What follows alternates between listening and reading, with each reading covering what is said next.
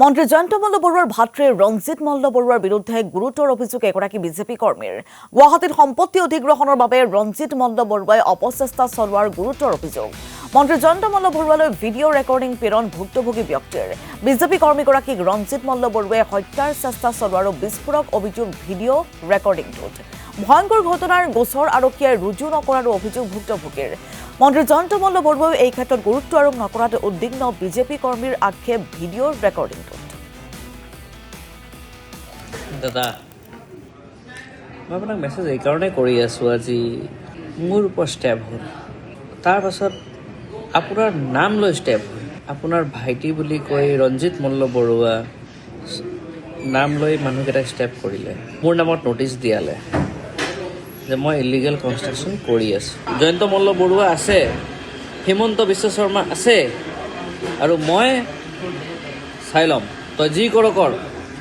মোক সেইদিনা ওপৰত লৈ গৈ সিহঁতে মোক পেলাবলৈ চেষ্টা কৰি আছিলে আৰু নাম দিবলৈ আছিলে যে suicide, that is a suicide.